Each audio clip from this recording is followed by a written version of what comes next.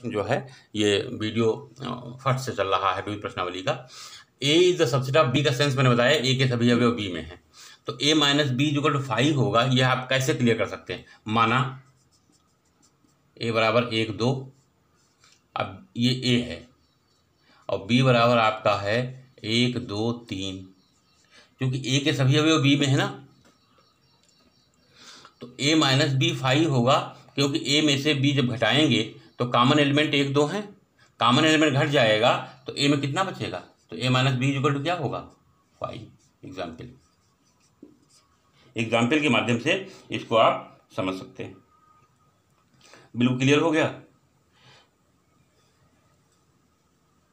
तो अब इसको हम A is the subset of B कैसे जोड़ें?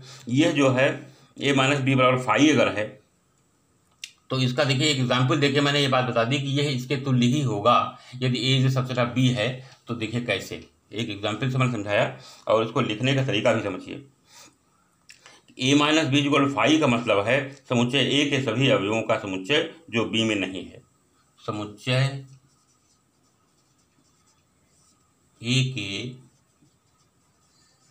सभी अवयवों का समुच्चय जो बी में नहीं है।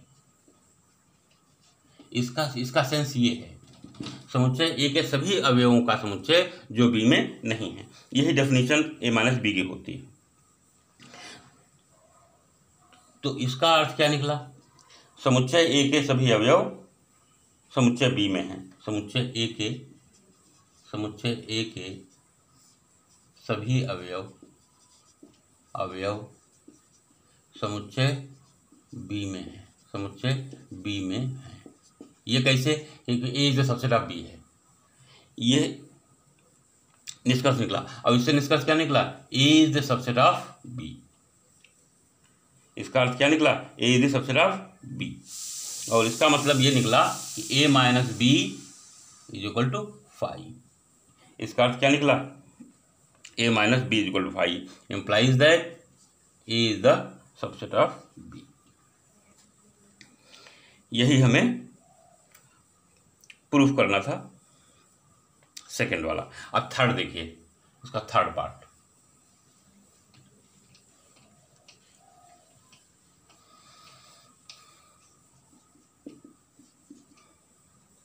थर्ड पार्ट में कह रहा है A union B equal to B होगा।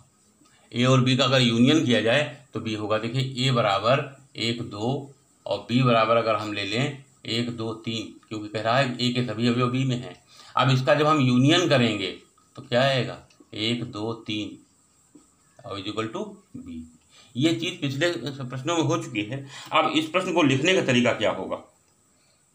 देखिए इसके लिखने का तरीका ये होगा कि A is the subset of A union B.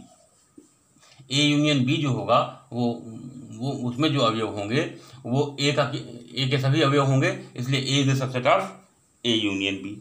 और इसका अर्थ क्या निकला? A is the subset of B. क्यों?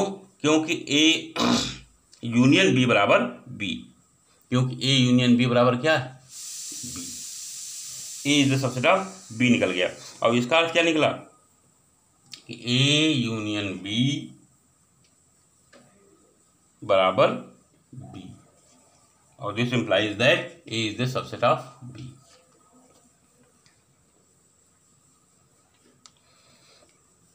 अब एक लास्ट क्वेश्चन बचा, अंतिम चौथा है ए इंटरसेक्शन बी बराबर ए। चौथा है ए इंटरसेक्शन बी बराबर ए। अब देखिए ए इंटरसेक्शन बी बराबर क्या? बी।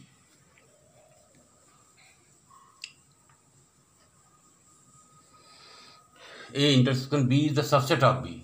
ध्यान दीजिए, A intersection B is the subset of B.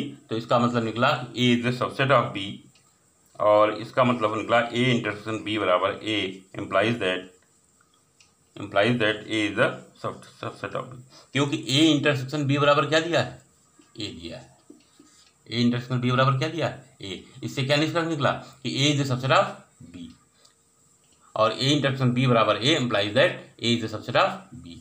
तो कुल मिलाकर देखिए कि यह प्रश्न को मस्तिष्क में समझना तो आसान है, आप एग्जाम्पल लेकर देख लें, लेकिन उसको लिखने का ये तरीका, इसको आप अपनी कॉपी पर नोट कर लें और प्रैक्टिस करेंगे बार बार, तो समझिए एक प्रकार से लिखना आ जाए। इस प्रश्न का लिखना ही महत्वपूर्ण है। क्वेश्चन नंबर 6 देखिए।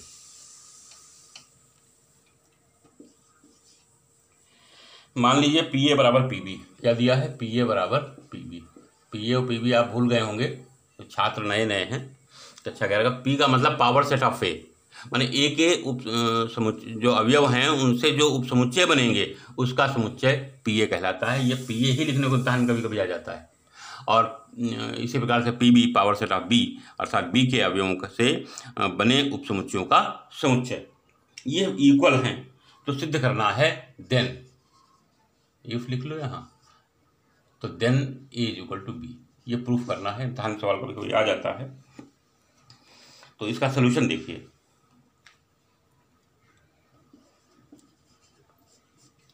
प्रिय विद्यार्थियों, माना यक्ष समुच्चय ए का अवयव है, माना यक्ष समुच्चय ए का अवयव है, अवयव है, ये मान लिया मैंने, कोई एलिमेंट यक्ष ले लिया और सेट ए का अवयव मान लिया। तब यदि X belongs to capital X, तो capital X is the subset of A. कोई भी सेट हमने एक्स ले लिया, अगर ये एक्स जो है एक्स को बिलोंग करता है, तो ये क्लियर हो गया कि यक्स जो है ए का उपसमुच्चय होगा। तब समुच्चय ए का कोई उपसमुच्चय यक्स अवश्य ही ऐसा होगा, तब समुच्चय ए का कोई अवयव,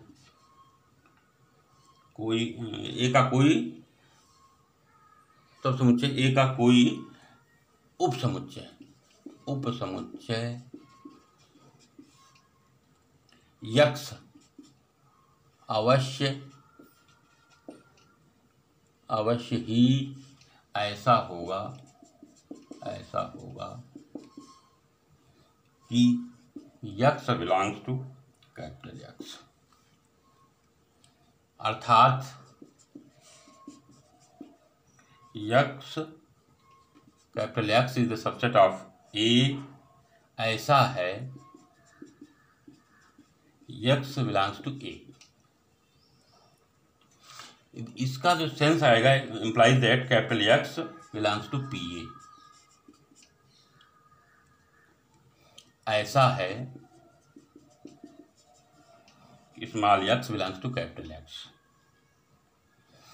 तो X belongs to P B ऐसा है X belongs to capital X. ऐसा क्यों? क्योंकि पी ए बराबर पी बी दिया है। ऐसा क्यों? ऐसा इसलिए क्योंकि पी ए बराबर पी बी दिया है। और इससे क्या निष्कर्ष निकला कि X is the subset of B, ऐसा है कि small X belongs to capital X. Small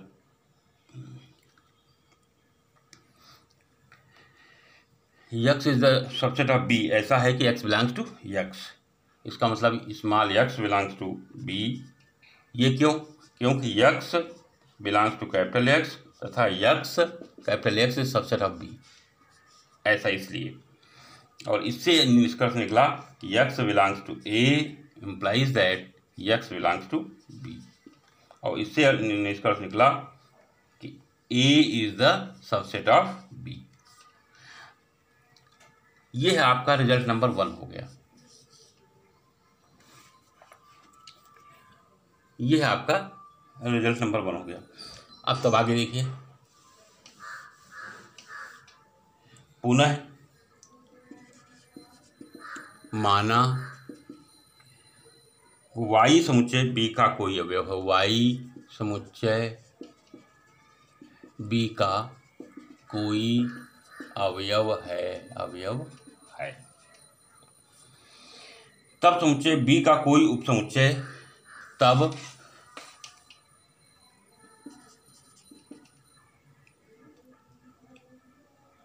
समुच्चय बी का कोई उपसमुच्चय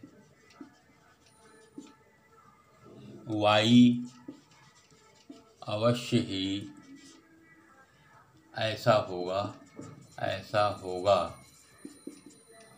कि y belongs to capital Y,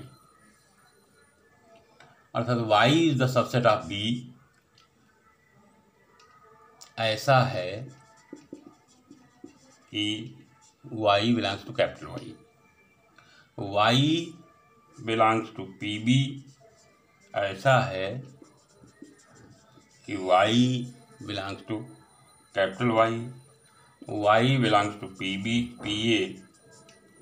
ऐसा है कि y belongs to capital Y, क्योंकि PB बराबर PA, और इससे निकला y is the subset of A ऐसा है कि small y belongs to capital Y और small y belongs to A और y belongs to B implies that y belongs to A, और इससे क्या निष्कर्ष निकला? B is the subset of A। अब देखिए B A आपके दो रिजल्ट निकले, एक तो A is the subset of B और दूसरा निकला B is the subset of A। देखिए इन प्रश्नों को हल करने का तरीका कि ये दोनों बराबर हैं, इसके लिए आवश्यक यही होता है कि यह रिजल्ट नंबर 2 और रिजल्ट नंबर 1 जो हमने ऊपर निकाला था, इससे निष्कर्ष निकलता है कि A बराबर B। अच्छा प्रश्न है, इसका आपको अभ्यास करना पड़ेगा। ये प्रश्न नंबर 6 था।